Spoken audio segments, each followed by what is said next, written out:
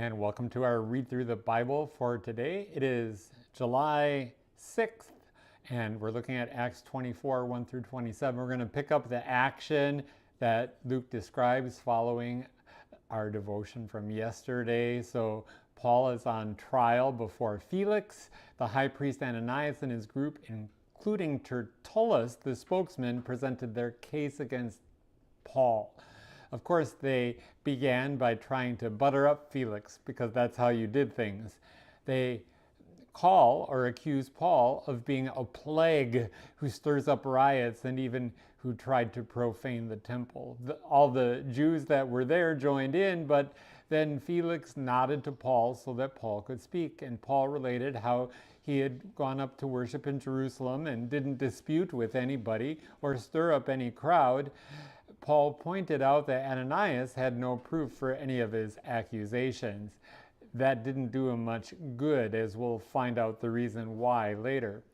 Paul does confess that he is a Christian and worships the same God as Abraham, Isaac, and Jacob. He believes in the Old Testament scriptures. He has a hope in the resurrection.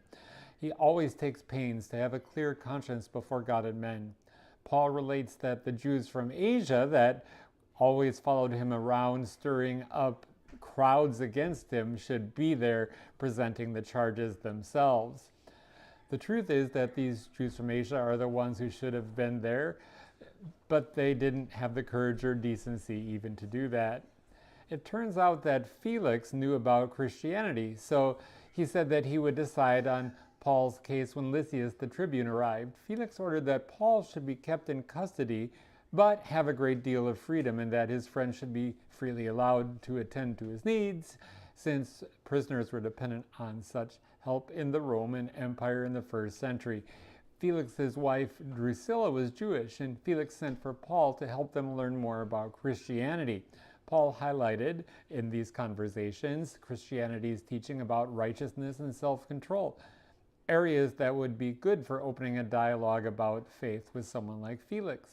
We then learn that Felix had an ulterior motive. He hoped that Paul would bribe him, so that's why he kept asking for Paul. In the end, what happened was that Paul only had more and more opportunities to share his faith in Jesus and never bribed him, of course. After 2 whole years, Felix was replaced by Festus, but Felix left Paul under arrest in order to try to ingratiate the Jews to him. So this trial is a good example of the extra ordinem system of Roman legal practice, which was very different than their usual system.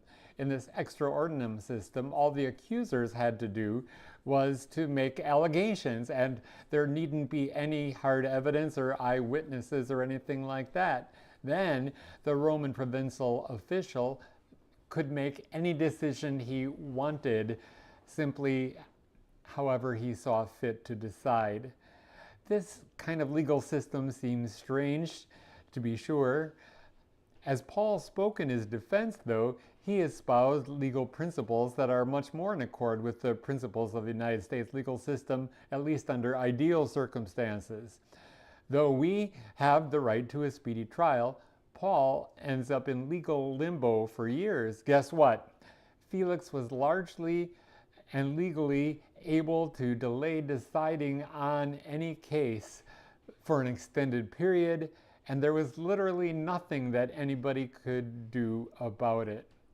In one of the most amazing twists, Paul is given a great deal of personal liberty, and he has an opportunity to share his faith with Felix and Drusilla, and also to share the gospel with many others, as he was able to still carry out his ministry. We see in Paul's example a great deal of encouragement to overcome any challenges, whatever they may be, that come our way. It's amazing to see how much God empowered Paul to be able to do under such great difficulty as Paul faced. May God be with you and bless you, and we'll talk again soon.